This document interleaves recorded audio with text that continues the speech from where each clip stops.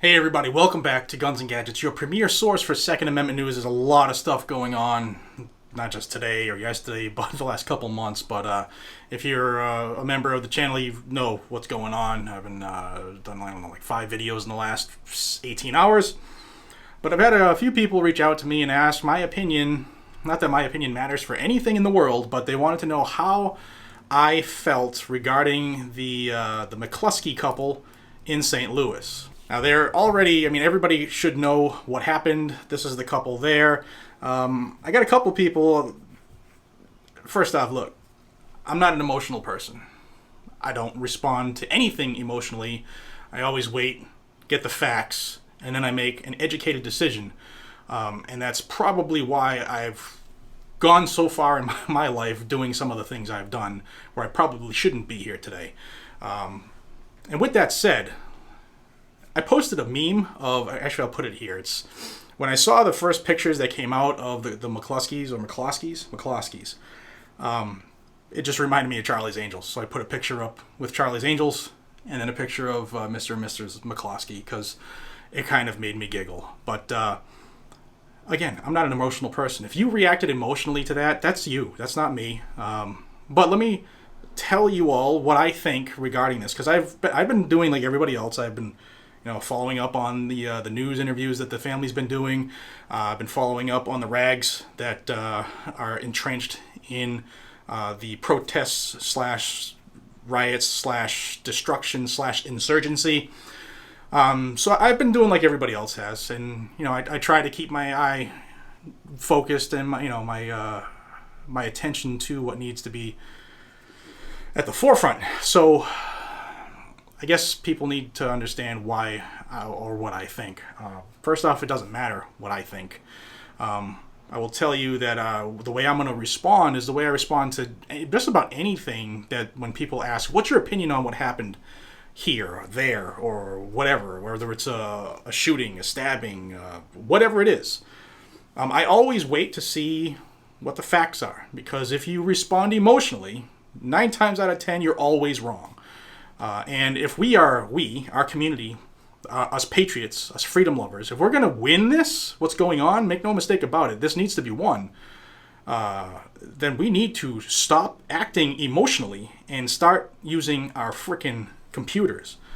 Because emotion is what gets you destroyed. So, I've seen everybody out there. You insert name here. I've seen the videos. I've seen the social media posts. And a lot of it are people talking their way through what they believe should have happened in the situation. And I'm going to tell you that I don't care what happened in the situation because I wasn't there. But what I will say is that this couple, the McCloskey's, did exactly what the Constitution says they can do.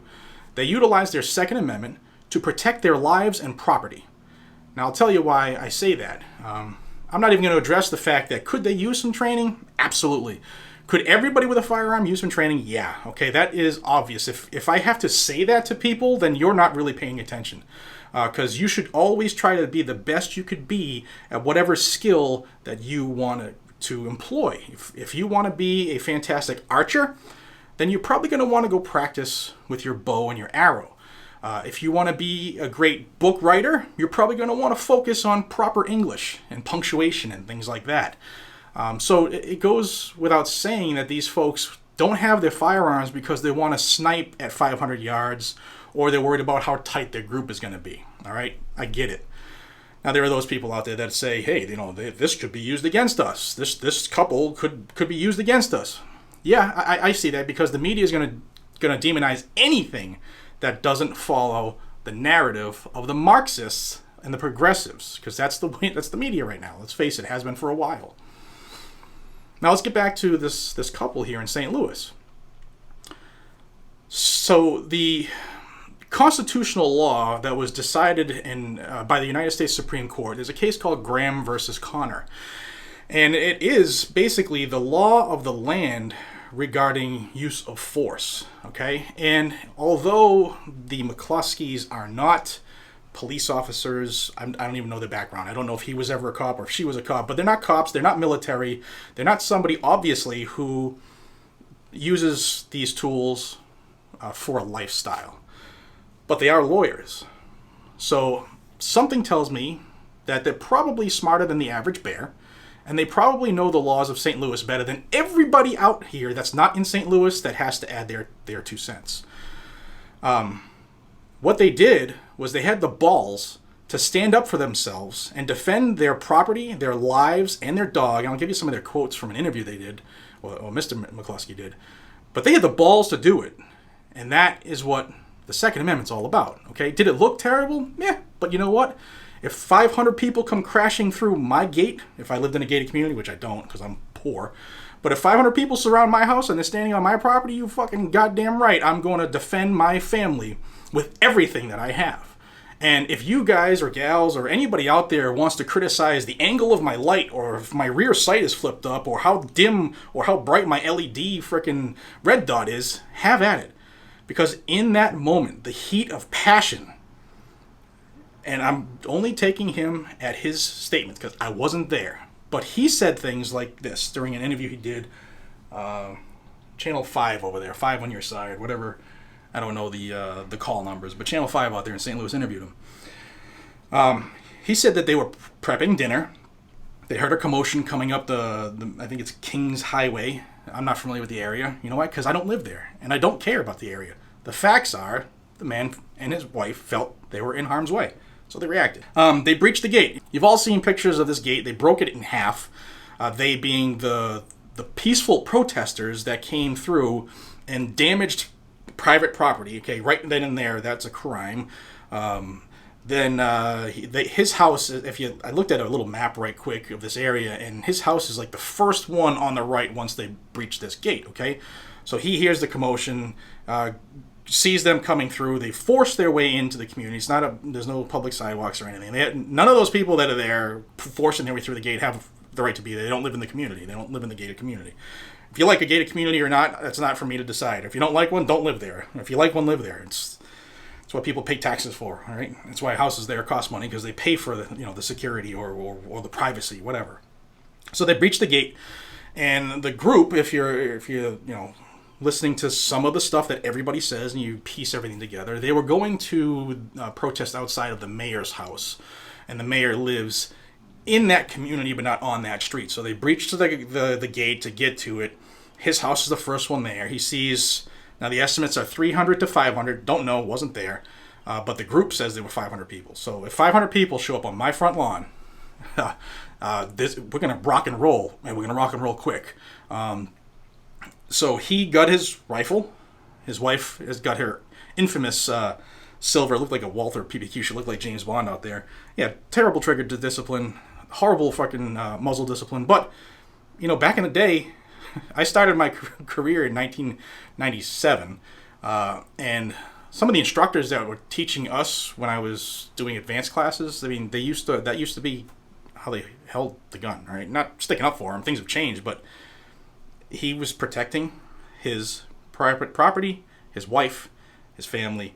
Let's get into this, okay? Because apparently people are upset that I put up a Charlie Angels thing. Like my opinion matters. All right, so it's private property. He got his rifle. They're coming through the gate. His quotes, not mine, okay? And all you can go off of are his beliefs, because what you believe is happening, what your observation is, can never be wrong.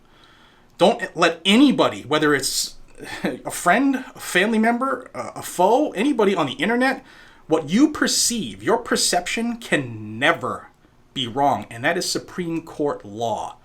Your perception can never be wrong. Therefore, if you can articulate why you were feeling what you were feeling, hey, you're good to go. There might be ramifications if you acted incorrectly or things like that. However, your perception in the heat of the moment, according to the Supreme Court, can't be Monday morning quarterbacked. Now, a lot of you might not have known that. Now you do. Your perception can't be wrong. That doesn't mean you use that or try to use that to your advantage, because when it comes down to this stuff, people can see through bullshit, just like you and I can. So he said, we were scared to death. He ordered them to leave. You've seen it all, right? Private property, go on, keep moving, all that stuff. And people are saying, oh, he's doing terrible. But you got to think of what he and his wife are staring down. Don't forget, these are the same, may not be the same people, but these are the same organizations that said, we're coming to suburbia. Now, this couple lives in St. Louis. It's not suburbia. But we're going to come, we're going to burn houses down. We're going to take it to the white people. We're going to kill your animals. We're going to burn down farms. Okay, they've made all these accusations. So are we to play, the creator by saying that this guy was wrong because he heard these things and said, hey, they're here. They're going to follow through. They have the ability to do it. There's 500 of them, 2 of us. Perception. Okay, that's a show of force. 500 people forced their way into the community, destroyed property to do it. And now they're saying, again, this is his words, not mine. He said he observed people in body armor. He said one person pulled a gun after they saw him and his wife out there and loaded it and racked it. I think he said he put the clip in it and clipped it together. Whatever he said, it's obviously he's not a gun guy. But you know what? Nowhere in the Second Amendment does it say you have to have the proper vernacular and you have to use the proper articulation of any skill you use. It just says, look, you have the right to defend yourself. So let's get off our high horses, because the faster this Second Amendment community gets our head out of our ass and pulls ourselves together, the more we'll win and the faster we'll win. That's why we're getting picked apart. I digress. Some of the things he heard as he's being interviewed, he said, someone in the crowd said, "You're next." That's a direct threat. They have the ability to carry out that threat. 500 versus 2. If you saw somebody in body armor, somebody load a gun, there's an articulated threat and the ability to carry out that threat. Obviously, he's scared. I mean, who's going to be surrounded by 500 people and not be scared? If you're saying, not me, you're a fucking liar. He said that his and his wife's lives were threatened. They threatened to burn his house down, to burn his office down, and to kill their dog. He feared for his life. Another thing he heard was they threatened that they were going to, somebody gonna threaten, they said I guess it's a threat, but they threatened to live in his house after they killed him. Okay? So this is all the stuff that's happening. You saw how fast it happened. If any of you have ever been in a stressful situation where stuff's popping off, you know that, you're not really, unless you know your OODA loop and you are really good at what you do, it's very easy to be overcome with all this stimulation, okay? All right, so you just think with your brain. Let's take the emotion out of it. I have to believe him because I wasn't there, all right? And you want to believe the crowd, well, there's numerous video feeds because everybody's doing this. Everybody's doing this, right? And all of the video feeds show that there's 500 people-ish, whatever the number is, insert number here. All these people are in front of his house. There's people threatening, depending on what video feed you hear stuff like that. So, taking the totality of the circumstances, he was right. She was right.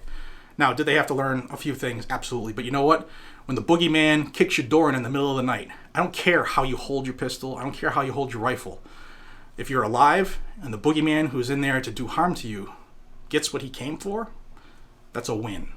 And you can pass the man or the woman in the mirror test all day long. So, I'm sorry I even had to make this. I didn't think that I, Jared, of Guns and Gadgets, up here in Massachusetts, even needed to address it. Because you know what? We all know what's happening. We all know what's happening. That there are groups in this country that are looking to use fear and intimidation to force their agenda. And they're picking on the people who they know aren't going to push back. And they just happen to run into one couple who said, today ain't the day. So, my hat and my hair is off to the McCloskey's. Could they look a little better when they do it? Absolutely. You know what? But I don't care how somebody looks if they're getting the job done. And they're doing it righteously and they're doing it correctly. So, that's my opinion. Take it for what it's worth. If you want to kill me for it, if you want to bitch at me, comment section below. But like I said, I am nobody's judge, jury, or executioner. If he felt that he was in fear for his life and he heard those things and those amount of people were there, the second somebody crosses the line, he was good to go and sending them to their maker. And I don't have a fear to say that, because I don't judge a man or a woman for things that they did in a situation that I'm not in. I've been in similar situations to that. Similar. And if that was me, yeah, maybe I wouldn't have had an A2. Maybe I would have had something a little cooler. Maybe something FDE. Wouldn't have been wearing anything pink. But hey, the guy got the job done. And he's here today to talk about it. And that's the big picture. All right, guys and gals, know your rights. Don't get caught up in emotion. Emotion tears us apart. Us as Americans. You're either a patriot or you're not anymore. All right? There can be different views in our community. You know, there are gun owners who consider themselves patriots who don't want to carry every day. They have guns. Maybe they don't want to have a rifle. Does that make them wrong? No, it doesn't, guys and gals. Come on. Let's get our heads out of the sand. Let's pull together, because if we're not a team come November, it's going to get really ugly. Going to get really ugly fast. So let's stop shitting on each other and let's have each other's back. Until we see each other again, I am Jared, your humble host of Guns and Gadgets. Be safe, stay vigilant, carry a weapon, subscribe to the channel. Take care, everybody.